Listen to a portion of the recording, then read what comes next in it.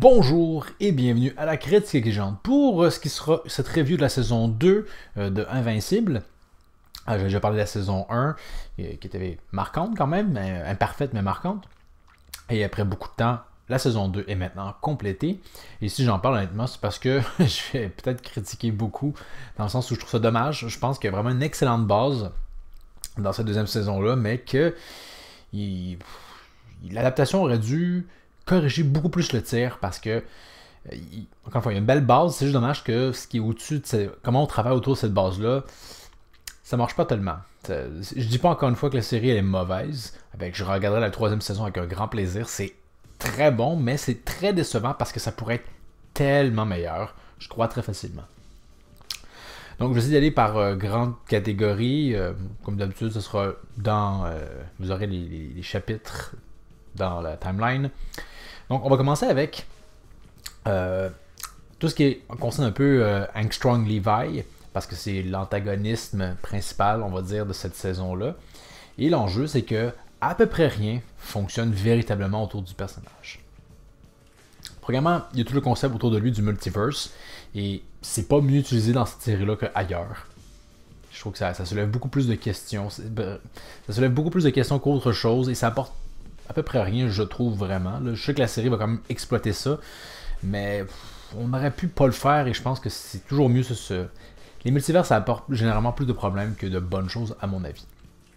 Mais bon, donc à la fin de l'épisode 1, Armstrong, avec l'aide des Mauler, a fait son espèce de machine pour transférer la connaissance de 1000 autres clones en lui. Et c'est qu'Invincible débarque, et il va foutre un peu le bordel. Et il y a déjà de multiples problèmes là-dedans. Initialement, Levi tente de juste convaincre Invincible avec pas beaucoup de choses, de pas intervenir. Mais ce dernier, après, il fait juste dire comme si c'est pour le bien-être de tous. Puis Invincible ne croit pas tant à ça, il poursuit d'affronter les clones Mauler. Et je me dis juste qu'il y a plein d'autres façons qu'il aurait pu régler l'enjeu. Et là, on me dira qu'il n'était pas préparé, etc. Hey, il ouvre des portails, et de chacun de ces portails-là, il y a un clone, il y a un des Mauler de cette dimension-là qui semble être prêt à débarquer pour faire quelque chose. Comme si c'était prévu. Parce qu'il y a vraiment un portail, puis ils font juste dire « Oh, je vais le prendre immédiatement », c'est un peu étrange. Donc c'est comme si vraiment il avait fait prévu d'être « Soyez prêts au cas où que quelque chose arrive, je vais faire appel à vous ». Alors que, s'il a réfléchi à la possibilité, et on le verra dans les épisodes suivants, il peut toujours créer un portail en dessous de n'importe qui, en fait, de Mark, s'il veut l'envoyer ailleurs, tout simplement, il ira le récupérer plus tard. Éventuellement, il demande même aux Mauler d'arrêter de faire ce qu'ils font, créer des portails en dessous d'eux, et ils vont tomber dans leur dimension. Ils ne peuvent pas voler. Je veux dire, il y avait plusieurs possibilités, et encore une fois, il ouvre multiples portails. Donc, nous dire qu'il ne peut plus rien faire sauf ôter son casque, non. On l'a vu agir, il est capable. Donc, il y a déjà ça qui, je trouvais, était un peu... je sais pas, quand on semble que c'est pas hyper bien réfléchi. Et là, il enlève le casque, il s'ensuit une explosion quand même très conséquente, qui va tuer tous les Mauler sauf un, et vachement les tuer, là, ça les grille à un point que des fois certains il ne reste rien d'eux, ça les démolit complètement. Mais, alors que les Mauler Levi fait ça pourquoi? Parce qu'il veut sauver Invincible, qui est en train de vraiment se faire mettre la pâtée par les Mauler. Mais l'explosion survient, tu dirais, bon, si les Mauler sont capables de te blesser à ce point-là, toi blessé, cette explosion va faire beaucoup de dégâts. Non, l'explosion décime les Mauler, mais fera à peu près rien à Mark, qui va juste se relever. En fait, les coups des Mauler faisaient plus mal que cette explosion-là.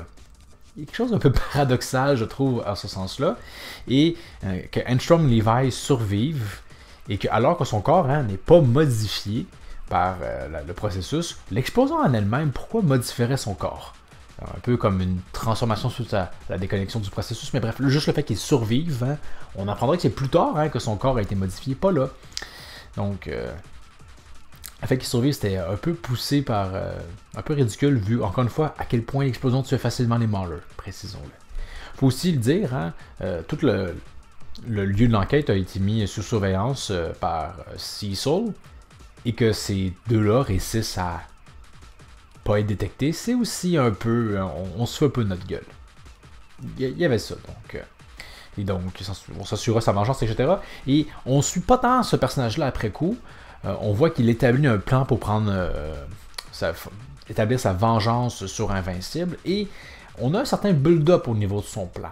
L'idée, on le comprend, ok, il va aller voir les différents univers et réussir à faire un cumulatif un plan parfait pour réussir à vaincre Invincible sur sa connaissance de comment ils ont procédé ailleurs. Donc, il y a quand même une certaine attente, et puis après coup, on délaisse un peu le personnage. À la fin de l'épisode 6, on l'entrevoit à nouveau, où il se fait préparer un veston-cravate pour son rencontre avec son plan. Il semble assez calme, en fait. Quand on le voit aussi avec l'autre Invincible, lui demandant des questions, il semblait aussi assez calme. Donc, fin épisode 6, il y a ça. Fin épisode 7, ok, bon, le plan va commencer, on finit avec Cliffhanger, alors qu'il a pris en otage Debbie et Oliver.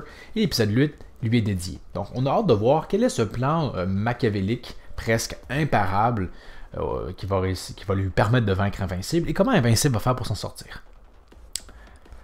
Et c'est là que... on a un pétard mouillé. Son plan est nul. Vraiment débile. C'est juste de l'envoyer de dimension en dimension, et on l'apprendra plus tard, dans l'espoir qu'il se fatigue pour que lui-même puisse le vaincre avec son corps augmenté. Mais... si on devait faire le listing des dimensions dans lesquelles il est envoyé, on a la misère à croire qu'elles ont été choisies pour l'envoyer là.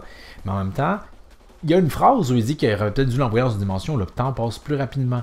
Donc, même son plan n'était pas pleinement bien réfléchi. Alors que, encore une fois, c'est ce qu'on semblait nous avoir mis un peu de l'avant, qu'il va prendre le temps d'avoir un plan infaillible ou presque. Hein, la dimension des dinosaures qui parlent, ça n'a pas l'air d'avoir posé tellement de difficultés à Mark. De la même façon, la dimension de Walking Dead, je suis pas mal sûr que les zombies sont même pas capables de le mordre sans que ça lui fasse quoi que ce soit. Il y a littéralement une dimension où il est assis à un camp autour d'un feu et discute de sa situation avec des gens lambda. En quoi c'est censé le fatiguer, ça? Vraiment. Je sais pas, c'était juste vraiment craignos comme plan. Dans ce laps de temps-là, il y a quand même des bons éléments où on a accès à ces flashbacks qui montrent pourquoi il a une obsession avec Invincible, où on voit qu'effectivement, dans beaucoup de dimensions, Invincible est une des pires ordures possibles. Mais un autre enjeu, s'il y en a un, c'est que ces mémoires-là, en fait, tout ce qu'on voit, en fait, hein, c'est tous des mémoires, des derniers moments où on se dit, ok, 5 secondes plus tard, dans ce flashback-là, ben, Invincible tue cette version de Armstrong. Mais s'ils sont morts, ils peuvent pas avoir fusionné les souvenirs avec lui. T'sais, au début de la saison, on voit qu'il en sauve un juste avant que ce dernier se fasse tuer par Invincible, mais en année, qu'ils réussissent à tous les sauver avant qu'ils se fassent tuer par Invincible, son pouvoir fonctionne pas comme ça. Hein. C'est un drôle de hasard qu'ils réussissent à en sauver autant de Levi juste avant qu'il se fasse tuer par Invincible. Il y a ça qui est un peu paradoxal, c'est comme c'est bien, mais oups, ça vient un peu annulé par le fait que ils devraient être morts ces gens-là, donc on peut pas avoir accès à le souvenir. Mais bref, on met un peu plus l'avant le fait qu'il est instable. L'enjeu, c'est que toutes les scènes avant, on s'entend comme juste après son incident, on le voit un peu d'instabilité effectivement, mais quand il parle à l'autre Mark dans l'autre dimension, quand il fait parler son costume, il a l'air calme et posé. Donc là, on va plus dans son instabilité, et finalement, Mark réussit à le berner, et le sort, l'attaque des Horreurs, et là, on apprend vraiment son véritable plan, c'est-à-dire qu'il a modifié son corps pour être plus fort, dans la mesure de capable de lui-même tuer un Mark affaibli, et pas qu'un peu, là, il agrippe ses bras, et on sent qu'il aurait été peut-être capable de briser ses os. Hein. Mark retire ses bras, sentant qu'il y a véritablement un danger pour son corps. Donc, une augmentation quand même pas conséquente, pas sans combat, une véritable augmentation qui peut poser une réelle menace. Et s'ensuit une scène assez intéressante, quand même bien foutue, où il révèle son plan et assénera des coups à Invincible et ça le fait saigner. En même temps, les coups de Mauler dans la première épisode faisaient aussi saigner Mark. Mais bref, ça semble vraiment affecter Mark, d'accord, parfait, c'est bien. Et là, il s'en va pour l'étrangler. Et soudainement, Mark fait juste comme, bah non, en passant, je suis toujours plus fort que toi. Et là, Levi répète qu'il va le tuer, lui et sa famille. Et là, Mark pète son plomb et va juste prendre le dessus. Et ça devient totalement il prend juste le dessus. Hein, Armstrong ne va jamais réussir à refaire quelque chose par la suite, juste essayer de mettre une main sur Mark qui va le repousser et continuer à lui balancer des coups, et tout simplement gagner. Et l'enjeu qu'il y a là, c'est qu'au final, tu comprends pas comment, ok, tu t'es juste laissé taper sur la gueule avant, Mark, comme quoi, à quel point les augmentations étaient là ou pas là. Je trouvais que ça manquait un peu de... Ça manquait quelque chose. Comme à quel point on fait un 180. Surtout que, redisons-le, on me dira, oui, mais c'est parce que Mark, finalement, il perd le contrôle. On pourrait penser qu'il perdrait plus son contrôle quand il voit sa mère blessée et que, pouf, voilà. Et non pas après qu'il ait déjà eu sa mère blessée et que le méchant qui, clairement, hein, il veut les tuer, il les a déjà blessés, rit d'air qu'il veut les attaquer. C'était vraiment quand il a vu sa mère qu'il aurait dû péter un plomb et se lancer sur ce dernier et faire ce qu'il a fait à la fin, c'est-à-dire juste comme... En fait, juste ce qu'il a fait, hein, le rentrer dans l'asphalte sur probablement 10 mètres. Bon, je ne suis pas un médecin, mais je pense qu'un humain normal serait mort presque assurément. Ça aurait fracassé son crâne. Donc, l'idée d'avoir Mark qui perd le contrôle, on pouvait déjà l'avoir là, sans que on ait ce segment-là où je suis assez fort pour te frapper, mais finalement pas du tout. Et c'est l'autre qui te défonce la gueule. La scène quand même où il se déchaîne sur Armstrong est quand même bien. On sent l'effet qui est là. Hein. On se voulait que ça soit triomphant, mais finalement on se rend compte que, oups, Mark pète un plomb et sombre dans le côté obscur. Mais l'animation, je trouvais, n'était pas tant à la hauteur, surtout au niveau des dégâts. Hein. Armstrong qui se fait frapper, on n'a pas ce sentiment-là que... On aurait aimé le voir être plus magané que ça. Surtout de la part de cette série-là qui va dans le gore. On se rappellera Red Rush comment il se fait tuer de façon, par Omni-Man. En fait, bref, il y a plein de gens qui se sont vraiment... On a eu le détail au niveau des blessures. Et sinon, on dirait vraiment qu'au niveau de l'animation, ils se sont contentés de se dire du sang va revoler et vous comprendrez. Ça aurait dû être mieux animé au niveau des blessures. Je veux dire, quand dans le ciel, Mark fait son coup de poing à deux mains, encore une fois, c'est juste comme, il reçoit du sang, puis on est censé comprendre, ok, ça fait du dégât, mais quand on va au sol, Armstrong, on n'a pas ce sentiment-là.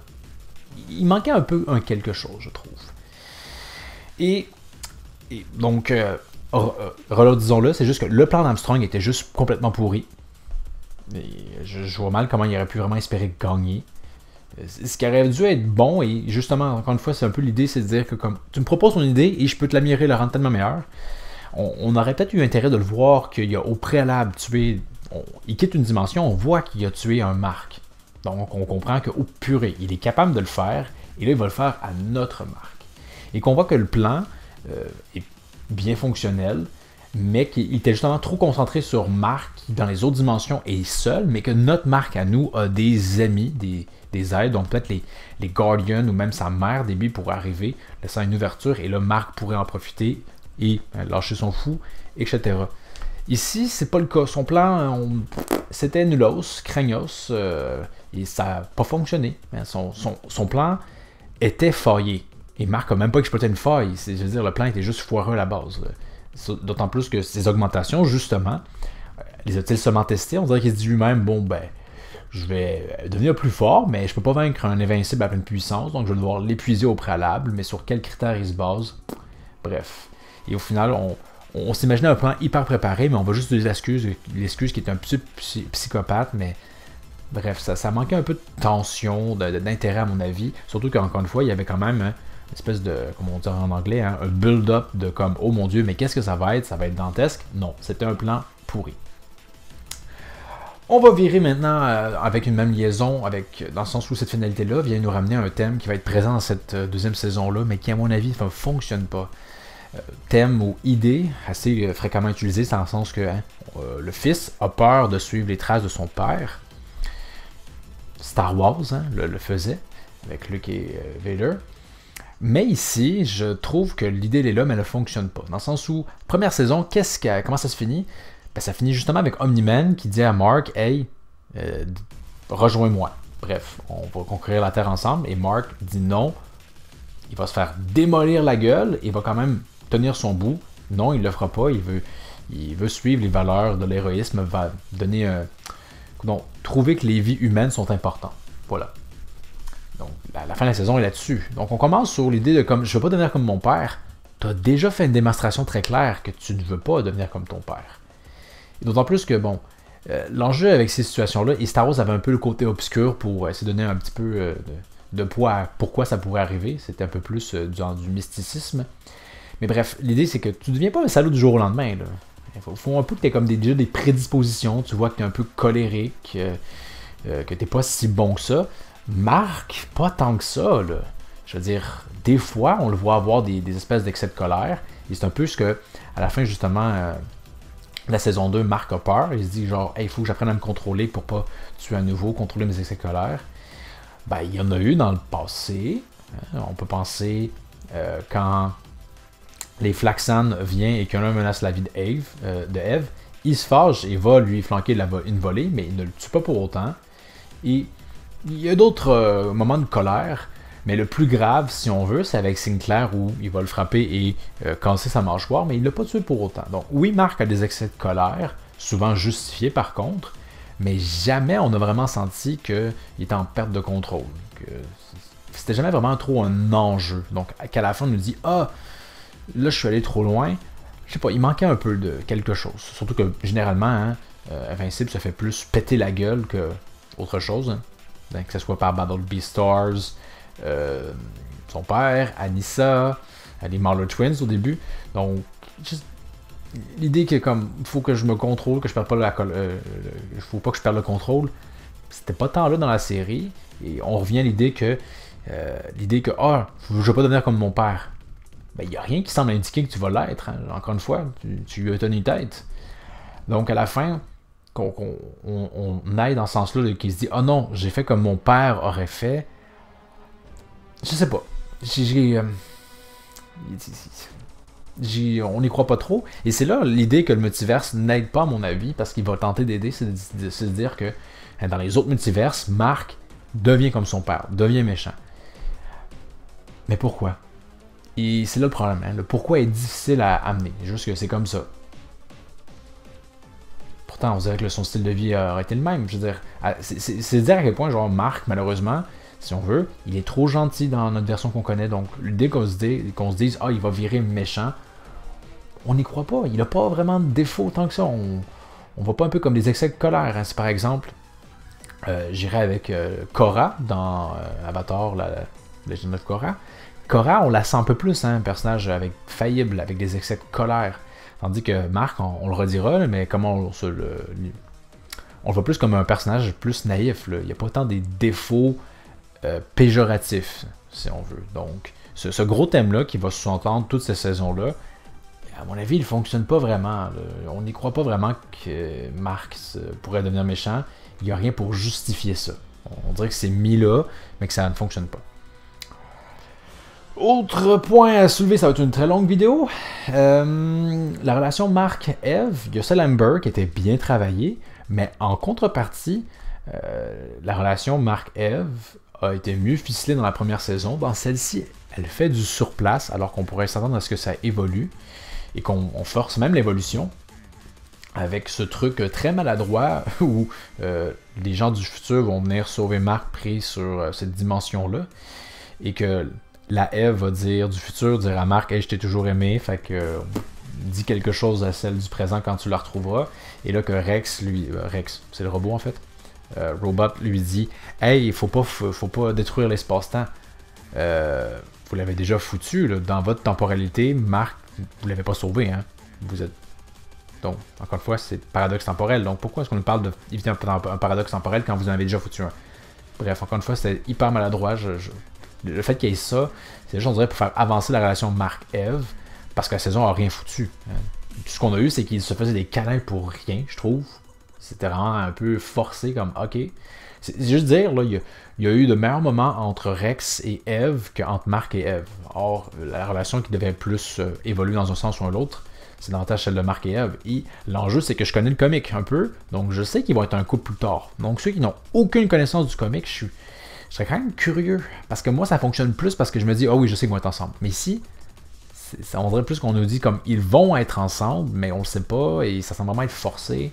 Il y a beaucoup de travail sur la relation, je l'aurais dit, entre Amber et Marc. Pas tant sur Marc et Eve. Et c'est dommage parce que c'est le futur, mais c'est très mal amené, je trouve, jusqu'à présent. Et dernier point, si je peux soulever, c'est dans la deuxième partie, quand finalement il y a une partie de l'équipe qui va être confrontée à la gang des hommes lézards. On avait quelque chose de vraiment intéressant, dans le sens où ça finit pas très bien pour eux. Hein. Il y a Duplicate qui se fait tuer, la fille qui peut se rétrécir qui, elle aussi, se fait tuer dans une scène horrifiante. Et c'est là la force d'Invincible, c'est vraiment ces personnages-là qui meurent et qui souffrent en mourant. Là. Ça nous rappelait justement Red Brush, ou en fait pas mal toutes les Guardians of the Globes initiales. Une belle scène, genre qui vient nous chercher. Elle ne meurt pas. Duplicate ne meurt pas en fait. Il y avait Rex qui on aurait pu penser allait mourir, mais finalement non. Que seulement lui survive, ça m'allait quand même. On s'est dit ok, ils ont eu 2 pertes, c'est tragique, c'est du drame. Aucun des 2 meurt. À la fin, dans le dernier épisode, et c'est très rapide, là, vraiment, c'est encore une fois, j'ai un peu la même critique. Là. Oui, c'est 8 épisodes de 50 minutes, mais tout ce qu'on nous met là-dedans, on aurait dû, je pense, couper à des endroits. Et par exemple, il y a des moments où il y a des gags qui étaient dispensables, je trouve. Mais dans le dernier épisode, avec Duplicate qui débarque à l'improviste dans la maison de Immortal, maison que même Sea Soul semble ignorer, donc on n'est même pas sûr qu'elle savait que ça existait. Elle débarque dans son costume d'héroïne, c'est tellement surréel qu'on a vraiment l'impression que c'est lui qui hallucine. C'est tellement court. Et finalement, je sais que non, mais comment c'est foutu? Tu te dis vraiment comme il doit halluciner, là, tellement que c'est dans, je pense, une séquence de 45 secondes, là. C'est pas très bien foutu, et c'est juste dommage, parce que finalement, cet épisode-là était fort, parce qu'on se disait, purée, ouch, ça nous rappelle une série qui n'a pas peur de faire mourir ses personnages, et finalement, on se dit, peut-être que oui, finalement, elle a peur de faire mourir ses personnages. Surtout que ces deux-là, je pense pas qu'ils vont porter 30 choses dans le reste de la série. Encore une fois, je connais un peu le comic, mais pas des tonnes. Donc, il y avait ça que je trouvais vraiment dommage. Surtout que c'est des scènes marquantes, mais elles le sont moins maintenant, parce que je me dis, elle a eu mal, mais elle n'est pas morte. C'est moins comme, mon Dieu, mon personnage que je pouvais apprécier, il disparaît pour toujours. Non. Donc, il y a ça. Donc, je le redirais, Invincible saison 2, c'était quand même bien agréable, mais ces bourdes scénaristiques-là, facilement évitables à mon avis, je trouvais ça dommage, d'autant plus que, de ce que j'en sais, ils ont modifié un peu plus la relation entre Amber et Mark, ils ont fait des modifications, mais le fait qu'ils n'aient pas modifié le plan débile d'Armstrong qui ne fonctionne pas, et je le redis, j'ai proposé quelque chose qui à mon avis serait tellement meilleur. Spoiler pour ceux qui n'ont pas lu le comic, en plus je me dis, tout ça avec Armstrong pour que Armstrong ne décède pas. S'il suit encore le comic. Donc, c'est ça qui est ça. Donc, vous pouvez en faire part dans les commentaires. Qu'est-ce que vous avez pensé de cette saison 2 d'Invincible? Est-ce que vous trouvez que la situation avec Armstrong avait du sens? Ou c'est moi qui est trop exigeant par rapport à son plan qui était débile? Donc, vous pouvez en faire part dans les commentaires. Pour la prochaine critique exigeante, ce sera une review de la saison 3 de Classroom of the Elite, qui fut, ma foi, toujours plaisante. Et on sent que la série va peut-être être plus longue qu'on aurait pu l'espérer. À voir. Je souhaite que ça ne s'éternise pas, mais bon.